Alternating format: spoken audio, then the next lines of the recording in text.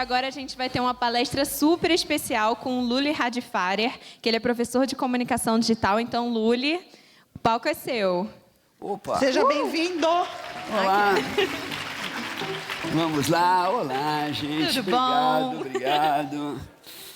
Ai, ai, ai. É uma delícia estar aqui. Obrigado a todos vocês. E obrigado a Américo, obrigado ao Edu, que ele bem que tentou, né? Ele já me colocou para jogar torta na cara das pessoas, já me convidou, mas não chamou para o palco, eu tomei o palco mesmo assim. Aí ele percebeu que não tinha outro jeito a não ser me colocar aqui em cima. E eu espero que vou tornar essa experiência o menos desagradável possível para todos vocês. Talvez até agradável, vai saber. Bom, o que eu vou falar para vocês aqui diz respeito um pouco a um aspecto de UX que a gente não está muito acostumado. O maior problema que eu tenho quando as pessoas falam em UX é que elas falam muito em fazer telinha para o Nubank. Lindo, velho. Daqui a 10 anos não tem nem telinha, nem Nubank. E aí você vai fazer o quê? Que nem, sei lá, curso de videogame, ou sei lá, você aprender Python. O ChatGPT faz melhor que você. Então, quero falar um pouquinho da sua atuação aqui agora e por que ela é importante. Por isso que eu dei esse nome tão bacana que eu já explico. Esses Large Language Models, eles são quase sempre errados, mas muito confiantes. Todo mundo já tem uma experiência com o ChatGPT, ou com o Bard, ou talvez, se você é mais metido a besta, com o Claude, em que eles vão lá e falam uma coisa, essa coisa é meio sem noção. Na verdade, eles não pensam, eles só preveem o que ele pode ser dito. Olha, baseado nisso, as pessoas dizem aquilo. Então, beleza. Basicamente, são máquinas de mansplaining. Funciona para algumas coisas, mas costuma gerar resposta horrível, às vezes autoritária, mas sempre confiante.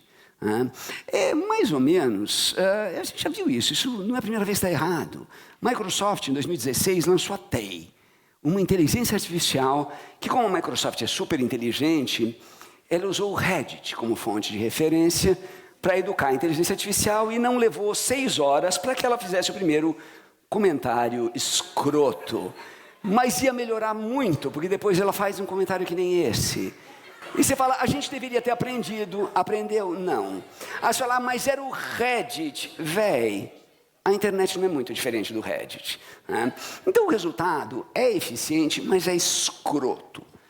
Escroto tipo aquele macho metido a alfa, tentando explicar para uma mulher como funcionam as cólicas menstruais. Ou sim, eu sei. Tipo aquele homem explicando mansplaining.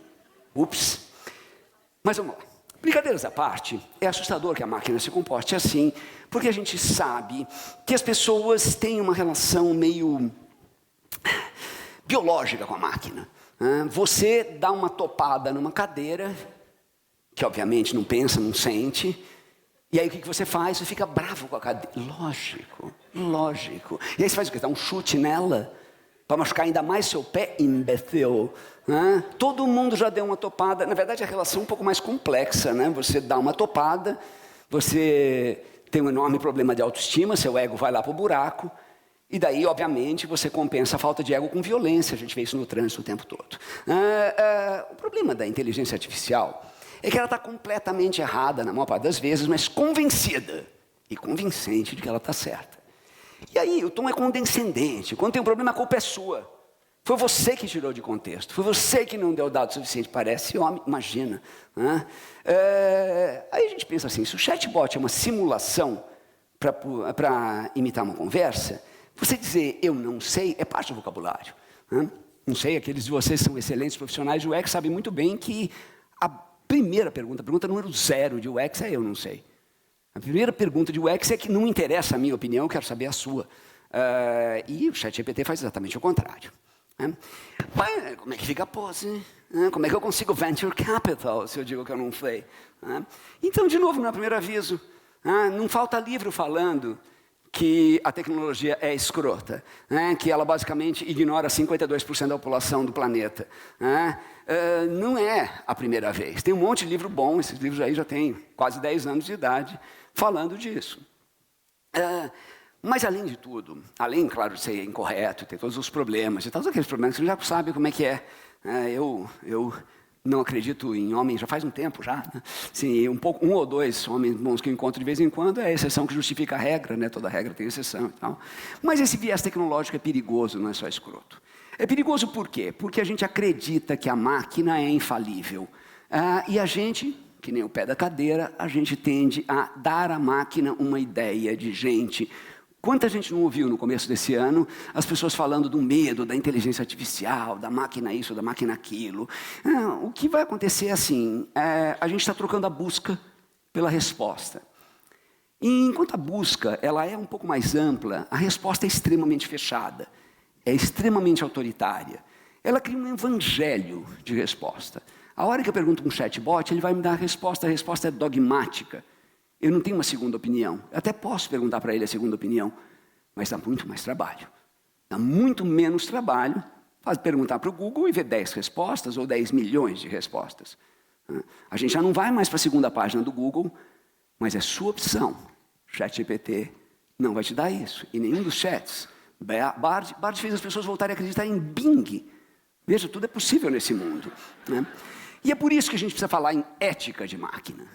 Mas que cazzo é ética de máquina? Máquina não pensa como é que vai ter ética. Está em você a ética de máquina. É possível. Bom, a tecnologia em geral, ela se comporta como um reflexo da humanidade. Se você pega qualquer objeto tecnológico, ele normalmente é a imitação de um objeto humano. Tio Marshall McLuhan já falava disso de extensão do homem. Mas só você pensar que a robótica imita a anatomia. Você tem os robôs que imitam gente, o braço mecânico, essa coisa toda. Você tem a câmera imitando o olho, você tem rede neural tentando imitar o pensamento, e até sistemas de Big Data tentando imitar o jeito que a gente pensa. Bom, então se a gente está imitando o jeito que a gente pensa, numa inteligência artificial, a gente está imitando esse jeito do jeito errado. O que tem de humano que é tão difícil de reproduzir? Para e pensa que fala-se de um monte de profissões que vão ser substituídas, são normalmente aquelas profissões que realmente uma máquina poderia substituir. Se você hoje vai fazer uma operação de miopia, eu não tenho coragem para isso, mas assumindo que você seja mais corajoso que eu e vai fazer uma operação de miopia, o médico hoje ele é basicamente um piloto de máquina. Você vai entrar num tubo e uns lasers vão cortar o seu olho e está tudo lindo. Mas se o médico é facilmente substituível por uma máquina, o enfermeiro não é, o cuidador não é, o professor primário não é. O que tem de humano que é tão difícil de reproduzir? O que é essa tal dessa ética que a gente precisa praticar em UX? Agora mais do que nunca, agora que as coisas estão ficando invisíveis de verdade, mais do que nunca. Vamos fazer um experimento típico de ficção científica para ajudar vocês a entenderem a ideia básica da ética. Tá? Muito simples. Imagina que você agora estivesse vivendo a sua segunda chance. Você já viveu a sua vida inteira e agora está vivendo de novo. Só que essa segunda chance não começa na barriga da mãe. Ela começa exatamente agora. Tudo que você já viveu, os mesmos erros que te trouxeram até aqui, você já fez. Os acertos, você tenha feito 1 ou 2 também. A questão é, você vai continuar agindo do mesmo jeito? Ou você vai tomar jeito? Ética é essencialmente isso. Tá? É você pensar assim, pera. Vamos lá. Se eu pudesse refazer tudo, se a minha vida até aqui foi um grande rascunho, como é que eu vou passar ela limpo? A ideia da ética é essa. Todo o resto é um monte de nomes em grego. Tá? Então, pensando no seu leito mortal, você vai ter aquela sensação de paz, sabendo que você cumpriu o seu propósito, ou não. Simples assim. E você sabe, tem aquelas pessoas que são tão pobres, mas tão pobres, mas tão pobres, que a única coisa que elas têm é dinheiro. Parece papo de religioso ou de autoajuda, mas eu garanto para você, eu sou ateu ortodoxo, tá? Mas assim, ortodoxo e praticante, eu não acredito no efeito placebo. Assim, eu sou realmente, eu tenho certeza que eu vou morrer e eu vou virar adubo de árvore se eu der sorte. Senão vou enfiar num caixote de concreto. E acabou ali. Então, não é para você acreditar, ou se você acredita, azar, acredite, ou sorte, acredite, o problema é todo seu. Mas a questão é, qual é o propósito da vida? O que você está entregando? Porque a gente é, essencialmente, uma criatura moral. Até isso é evolução natural. tá? Para que a gente consiga construir uma sociedade, qualquer tipo de sociedade, desde o Homo sapiens, antes do Sapiens sapiens, mas mesmo no Neandertal, a gente é uma criatura moral. É um animal social que tem código ético. Código ético é basicamente aquilo que você sabe que é certo e aquilo que você sabe que é errado. Tem aquilo que você faz mesmo sabendo que é errado e aquilo que você não faz mesmo sabendo que é certo. E eu não estou falando, por exemplo, que você não deveria comer essa barra de açúcar nojenta com aroma e imitação de chocolate, muito menos tomar esse treco aqui. Ética não é o que você faz contra você. Nesse ponto eu sou extremamente antiético, mas é o que você faz com o outro. Para entender um pouquinho, vamos, já que a gente estava falando de latim, a ideia do radical latino finis, né, tem dois significados. Fim de uma jornada, como é que ela acabou, e objetivo, a finalidade de um conjunto de ações. E no fundo, né, você chegou em algum lugar, como é que você sabe que você chegou? Você chegou em algum lugar porque você realizou um objetivo, e é basicamente essa a ideia. Então o que importa não é o que você espera da vida, mas é o que você acredita ser o seu dever. Não adianta eu entrar na piscina e falar a piscina tem que estar mais quente, a piscina tem que estar mais fria. Adianta eu nadei ou não nadei. Eu completei ou não completei. Perguntar sobre o sentido da vida é o tipo da pergunta sem sentido. Porque ela não faz sentido nenhum. É que nem você perguntar, olha, para um jogador de xadrez, qual é o melhor movimento de xadrez? Depende da partida. O importante, na verdade, é ser útil. Percebe principalmente aquelas pessoas que estão no fim da vida, que elas ficam desesperadas porque elas estão sozinhas, e elas se sentem completamente desnecessárias. Quanta gente aqui na época da pandemia se sentiu triste, quase deprimido, ou até deprimido mesmo, porque não se sentiu útil. Como é que eu encontro esse propósito? Né? Em essência, nos valores que te definem, aquilo que faz de você, você. Eles têm formas e tamanhos diversos, alguns são racionais, alguns são completamente irracionais, mas eles são as suas convicções, aquilo que você acredita que é certo. Né? Teoria é lindo, mas como é que eu vivo assim, olhando os lives e os feeds no Instagram? Não vai me procurar no Instagram ou no Twitter, você vê se eu estou lá. Eu estou no LinkedIn só para zoar os caras. A minha foto de perfil no LinkedIn, eu estou tomando um coco. É muito fácil você esquecer o propósito no dia a dia. Mais fácil ainda você esquecer que o resultado gratificante está aqui. Ó. Às vezes você foi gentil com alguém. Às vezes você deu um bom dia para alguém. Às vezes você tomou uma Coca-Cola porque você estava afim, azar. É exatamente aí que entra a ética. A ética é uma ferramenta. Ela é uma ferramenta de reflexão. Às vezes consciente, às vezes impulsiva. Às vezes você faz, você nem lembra por que você fez, mas você acha que aquilo está errado. E quanto mais você pratica, mais automática ela fica. E de volta à tecnologia, o que isso tem a ver com tecnologia? Bom, o Big Data já mostrou para a gente o perigo de tecnologia oculta. Aquela tecnologia que eu não consigo ver exatamente como é que ela funciona. Antigamente era fácil, era uma máquina, depois ficou meio invisível com o computador, agora é completamente invisível na cloud. Ao contrário dos robôs, não é fácil saber como que aquele argumento do algoritmo veio parar no meu colo. Se eu moldo a tecnologia como meu reflexo, então ela precisa refletir a minha humanidade, coisa que ela está muito longe de fazer. Então eu preciso aplicar a ética no nível tecnológico, e aí a gente já está entendendo o que isso tem a ver com vocês. A gente precisa trabalhar numa escala diferente daquela que convenceram a gente que é a boa. Que se eu tenho uma ideia boa, o que eu tenho que fazer é montar uma startup, levantar dinheiro de venture capital e crescer de uma forma insustentável. Isso é a boa. Herói é Elon Musk, Jeff Bezos, ou canalha por canalha, Steve Jobs, dá na mesma. O que é um uso ético de inteligência artificial? Ele não procura, como o pessoal fala em smart cities, procurar um modelo matemático e dizer, olha, o melhor número de cadeiras é tal. Não, isso é um uso burro. É tentar entender com a gente os diferentes modelos de sociedade que a gente tem. É só você pensar. Olha como é complicado você fazer uma busca no Google. Olha como é complicado você se orientar num mapa. Existem um monte de coisas muito mais complexas do que um cérebro humano é capaz de entender, tipo o modelo climático, que computadores fazem assim. Então por que eles não entendem a diversidade? Porque ninguém está afim de colocar lá dentro. Sociedade não evolui nem se cura com mais dado, nem com mais tecnologia. Sociedade evolui com novos valores. Se você traz um cara da Idade Média para cá, ele vai falar, mano, você tem ouro na boca, você tem privada, e você tem avião. Como você ainda tem pobre? E aí você devolve o cara para a Idade Média para ele largar a mão de ser inconveniente. Né? Então, a gente precisa largar a mão do pragmatismo de mercado, de tentar seguir as tais das boas práticas, que são boas para quem? O mundo tem de ficar cada vez mais complexo e mais aberto. E a função da inteligência artificial é entender e administrar a complexidade, não tentar simplificar. Pode ver que tem aquilo que a gente chama da cara do Instagram. É aquela pessoa que parece um Photoshop de si mesma, porque você vai tirar a foto e ela faz... Você fala, que caralho, você tem um problema com a coluna? Uma inteligência artificial ética, ela pode estimular tudo aquilo que o Meta tira de você. Né? Aproximar as pessoas, estimular o potencial delas, em vez de largar elas sozinhas ali, scrollando. Tecnologia ética não se aproveita da natureza humana.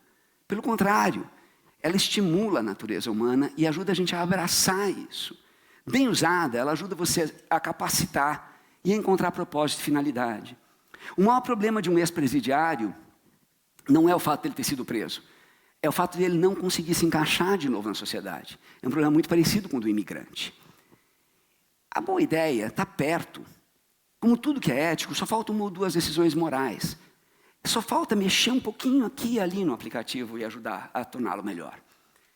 E essa é uma das principais funções de UX. Em vez de estimular um mau hábito, pensa, quase todos vocês no dia a dia usam a experiência do usuário para estimular um monte de mau hábito, tipo aumentar o tempo do sujeito preso lá dentro, em vez de deixar o sujeito melhor.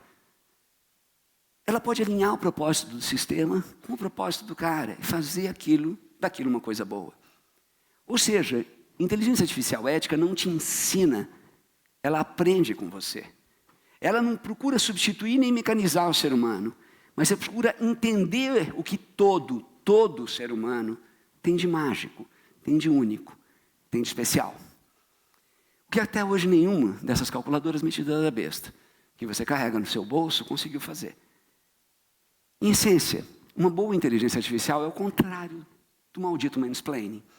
Se é para imitar o hábito humano, chega de mimar esse monstrinho digital e dá para tranquilamente fazer, aos pouquinhos, pedrinha por pedrinha, algo muito melhor. Muito obrigado. Agora eu fico sentado, certo? Não pegaram sobremesa, azar, eu vou comer meu chocolate enquanto vocês perguntam.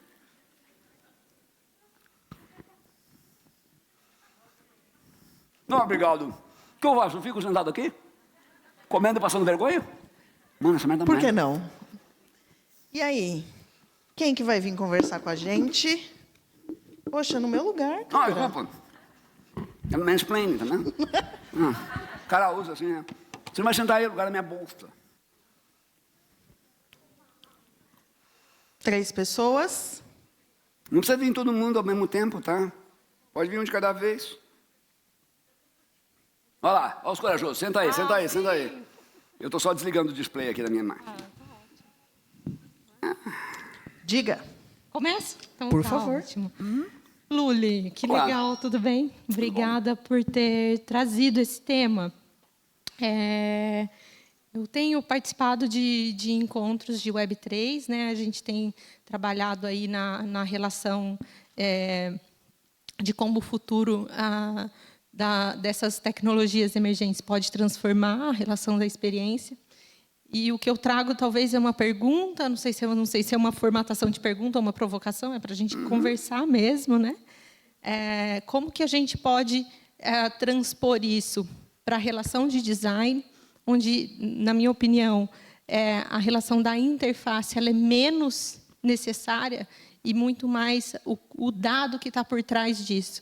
E qual a tecnologia, né? Porque tem se falado muito sobre o uso blockchain, não uso blockchain, quais são as tecnologias que são descentralizadas e de que forma essas tecnologias descentralizadas podem colaborar para uma melhor eficiência dos projetos e tudo mais. Então, queria que você colocasse um ponto de vista ali sobre a Web3 e o futuro do design no contexto da Web3.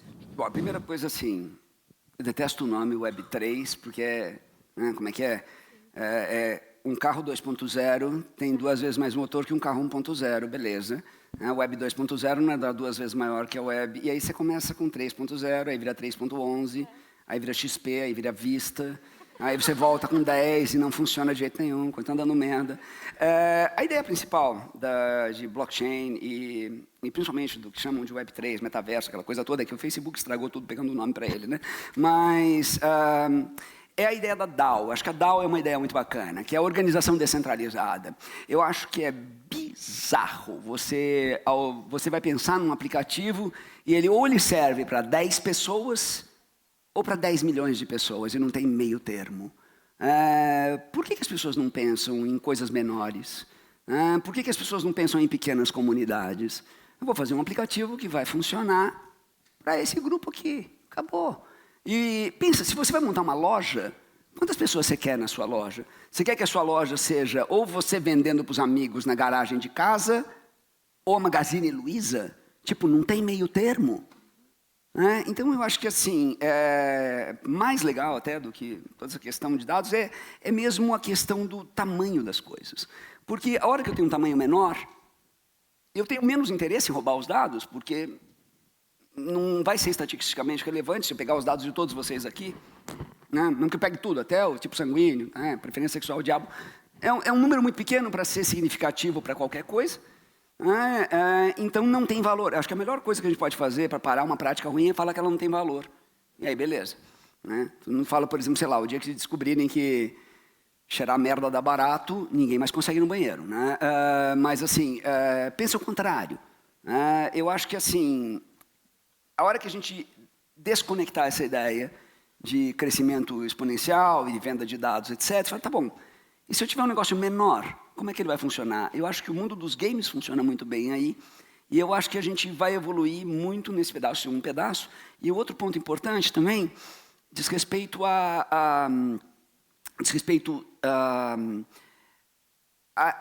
ao tamanho das necessidades das pessoas em que você vai trabalhar. Está todo mundo sobrecarregado e a maior parte das pessoas vive aqui nessa prótese. Tem outras coisas por aí. Todo mundo em casa tem o assistente do Google e ninguém usa.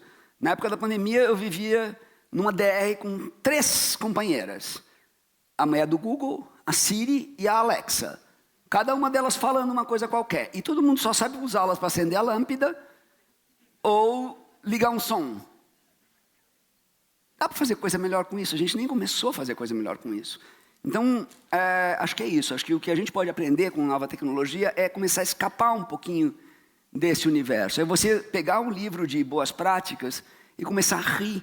Você fala, mano, tá tudo errado nesta merda aqui. Dá para fazer coisa muito mais legal. Só me permite uma consideração? Não? Não permite uma consideração. Me desculpa. Considerações não permitidas. Acabamos de criar aqui a ditadura da consideração. É só para dar espaço para as outras pessoas. Eu estou brincando tá com você, é óbvio. Eu estou respondendo para Ela já falou demais mesmo, ela sabe disso. Vamos lá. Por favor.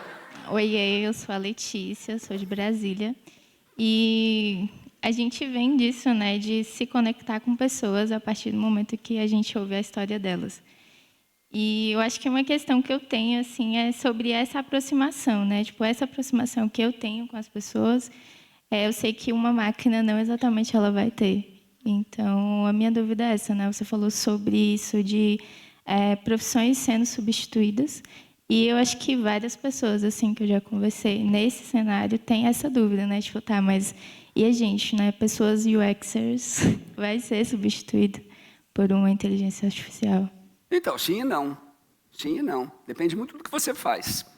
Se o que você faz é mais do mesmo, sabe, se aquilo que você faz, você basicamente odeia, que é entediante, e um ser humano não deveria fazer, então sim, vai ser substituído por uma máquina.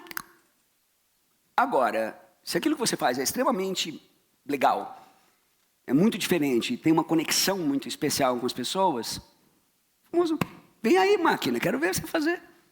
Eu acho que, basicamente, pensa no dia a dia de vocês. Sombrinha no botão, meu irmão, qualquer máquina faz. Desenhar aqueles ícones bosta que você desenhou ontem, qualquer máquina faz. Ontem, feriado. Já está pegando burnout por fazer ícone bosta. Assim, mano, qualquer máquina faz. Agora, sabe, daqui a pouco vão ter o ChatGPT, a Adobe já tem o Firefly, sabe? Eu peguei o Firefly, fiz um teste no Firefly, não queria pagar, não pago assinatura de software, nem Netflix. Então eu fui lá e escrevi, lembra, eu sou ateu. Fui lá e escrevi assim, olha, quero um ícone bosta. Porra, mano, fez uns lindão ali, uns que a gente encontra nessas UI até que os caras vendem. Aí é lógico que a máquina vai fazer. Agora, você quer fazer um negócio realmente único? Sabe? Você quer fazer uma coisa que você fala assim, cara, isso aqui é legal. Quero ver o Midjourney fazer. Só minha sugestão para vocês. Tá com o saco cheio do Netflix? Troca o Netflix pelo Midjourney. Só e briga com ele. Quero ver, faz aí, quero ver. Ih, tá uma bosta, faz melhor. Faz ele suar. Você vai ver. Não substitui assim fácil, não. Próxima pergunta. Sem considerações, hein? Vamos lá. Gustavo. Olá, boa tarde, tudo bem? O meu nome é Gustavo. Bom, fazendo uma analogia do que você mencionou no seu discurso, Luli, eu gostaria de questionar sobre um filme, Eu, Robô. O seu discurso me trouxe muito essa analogia, associação. Dentro do filme, tem uma situação de uma cena onde o policial, e também tem um carro, uma cena, né, onde eles dois, ele está pulando de um carro para o outro, e é onde ele pede para que ele salve a menina, né, dentro da ficção científica desse filme, né? O objetivo parece que o robô ele não salva ele, mas mostra uma porcentagem próxima em relação à vida, a priorizar a vida, né? Então, dentro desse filme, parece que a porcentagem de interesse é salvar ali, né, o personagem. E aí isso me trouxe uma analogia, mas, na minha opinião, assim, o que você acha, na verdade, né? Esse conceito que é passado, o que há por trás dentro de um filme esse como Eu, Robô? Bom, primeiro, Asimov. Isaac Asimov é um autor de ficção. E ele, basicamente, montou uma estrutura, como qualquer autor de ficção, para dar bosta. Pensa, se um livro não tem conflito, você não vai ler o livro. Está tudo resolvido, é tudo lindo, maravilhoso. Em 2 páginas, seu livro mais entediante do mundo, você não vai ler. Então, ele inventou um negócio para dar errado. E, para isso, uma das fontes de referência do Asimov era toda a série de conflitos do budismo tibetano e de todas as questões que o indivíduo tinha. A famosa decisão ética, né? Se eu tenho que salvar um velho, uma criança, quem que eu salvo, por quê, etc, etc. Perguntas que não têm resposta. Porque é óbvio, isso é maravilhoso. Pensa, se eu tenho uma pergunta que não tem resposta, ou se eu tenho as tais 3 leis da robótica, que é só você ler as 3 e falar assim, cara, isso vai dar merda, não pode funcionar. Aí você cria histórias maravilhosas, porque você basicamente criou um enorme conflito. Morro de rir quando tem sempre um Zé Mané, parece inteligência artificial, alguém sai citando Asimov como se ele fosse um cara que está propondo um código de ética. Não, ele propôs um código de treta. E o que a gente vê claramente em O Robô é isso, como também vê em Blade Runner, como também vê na maior parte dos bons filmes, livros de ficção científica. Você vê naquele maravilhoso filme, apesar da Amy Adams, o Arrival, um ótimo filme, A Chegada, chamou A Chegada, é um outro texto bom. Mas, em geral, você também toma essas decisões. Você também toma essas decisões. É só você pensar, por exemplo, sério, mano, olha isso aqui. Eu devia estar comendo uma cenoura. E tomando, sei lá, um suco de cenoura também, para ficar laranja, de tanto comer cenoura. Aí adiantar. Eu quero fazer isso. Pensa a quantidade de decisões que você fala, que resolve a vida de alguém e não resolve a vida do outro. A ideia de você ser capaz de tomar decisões perfeitas, 10% do tempo da sua vida, é a receita natural para você ficar deprimido para a vida. Então, assim, não adianta. Sempre vai ter uma decisão que vai ser parcialmente favorável a alguém, parcialmente desfavorável a outro alguém. Às vezes é fácil identificar isso, às vezes não é fácil, às vezes é direto, às vezes é indireto. E a inteligência artificial é a mesma coisa. Agora, a gente tem uma enorme facilidade em julgar o comportamento de qualquer um, que não é nem você, nem os seus. Então, é só você pensar assim, a máquina fez uma merda, você fala, essa máquina é um lixo. Você fez o mesmo problema da máquina, você vai dizer, mas veja, é tudo uma questão de consideração, de contexto, também não é bem assim. Você vai se defender loucamente. Se for homem, então esquece, né? Então, eu acho que é isso. O problema ético, o dilema ético, a gente vai encontrar o tempo todo. E você vai tentar, na média, no conjunto de decisões, tentar tirar as decisões mais produtivas possíveis. Não vão ser todas boas. Aliás, você só vai se fazer muito mal se você começar a relembrar a sua história e todas as más decisões que trouxeram até aqui. Porque a gente tem uma tendência muito fácil de esquecer as coisas boas, as grandes sacadas que a gente teve para chegar até aqui, os momentos de sorte na vida, as boas ações que a gente fez na vida, a gente esquece assim. Só que a gente não esquece das bobagens que a gente falou. E às vezes a gente arrasta isso, e isso não faz mal para ninguém a não ser a nós mesmos. E a máquina também vai fazer isso. Porque se a gente descobrisse um jeito de artificialmente nunca mais fazer bobagem, bom, aliás, a gente descobriu um. Chama heroína. Também tem uma outra chamada metadona, então, que é mais ou menos a mesma ideia. Tá? Mas assim, você toma um negócio, fica chapadão, gerando endorfina, não faz mal a ninguém e morre felizaço. Mas acho que isso não é muito legal. Então, assim, a gente não tem uma solução que você consiga deixar todo mundo feliz. A gente ainda não chegou a resolver esse problema social. A máquina é aquilo que eu falei ali atrás, quando eu apresentei para vocês. A gente nunca resolveu uma sociedade com mais tecnologia. Você não resolve problema de preconceito com mais tecnologia. Você não resolve problema de acessibilidade com mais tecnologia. A gente tem muito mais tecnologia do que a gente precisa, e mesmo assim a gente tem os mesmos velhos problemas que a gente tinha em 72.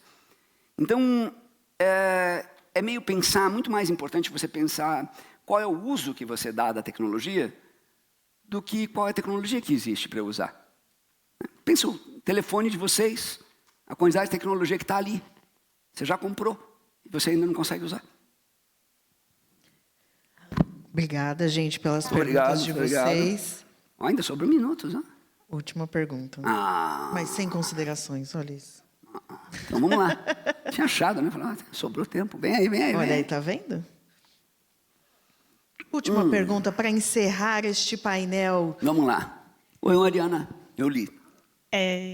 Desculpa até se vai ser meio viajada, assim, mas a minha dúvida é em relação se a gente fala que a máquina aprende com o que a gente imputa, e a partir do ponto que a gente também falando de vieses cognitivos, e a partir do ponto em que a máquina aprende também a manipular os humanos, como que você enxerga isso?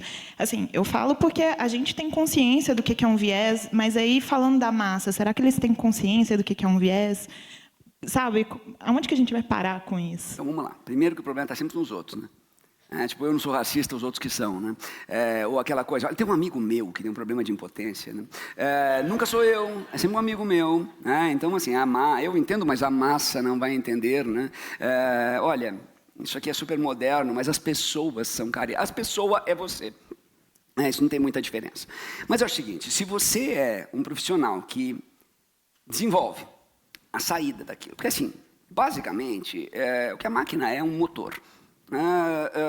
E esse motor ele vai funcionar com o que você coloca lá dentro, o que você tira de lá. Se você tem uma preocupação com o que você coloca lá dentro, e se você tem uma preocupação com filtrar o que sai de lá, não tem como a máquina se rebelar contra você.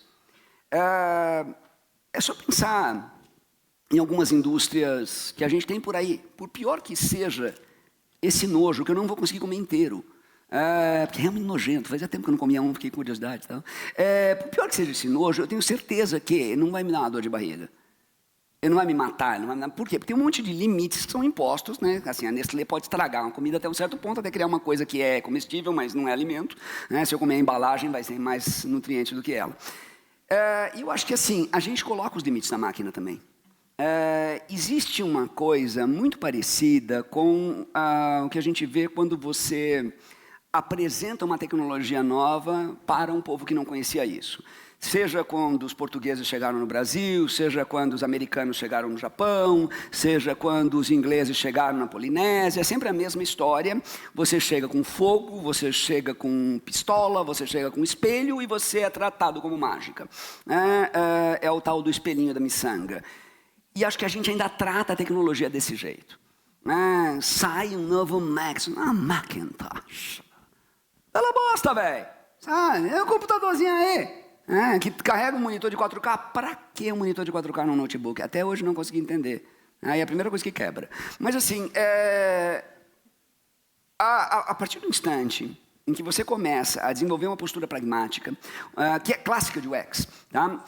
Você desenvolve uma postura pragmática, você para de endeusar as coisas. Lembra, se você não é ateu, seja ateu tecnológico. Para de acreditar na religião do Google, da Samsung, do Meta, do psicopatão lá, do cara que coloca uns foguetes para explodir, e da Apple, sabe? Para com isso, cara. Morreu o Steve Jobs, 8 jornalistas ligaram para casa. Eu falei, mano, eu não tenho ação da Apple, não sei de que lado fica o pâncreas. Por que você está perguntando para mim o que a Apple vai fazer agora que morreu o Steve Jobs? Eu falei, sei lá, vai abrir a igreja da cientologia appleiana. Eu acho que assim, o problema é esse, sabe? Quando o sujeito começa a ficar absolutamente fascinado pela máquina, ele não consegue apreciar a máquina, não consegue entender a máquina. Estava tendo uma conversa maravilhosa, um pouco antes aqui do almoço, sobre...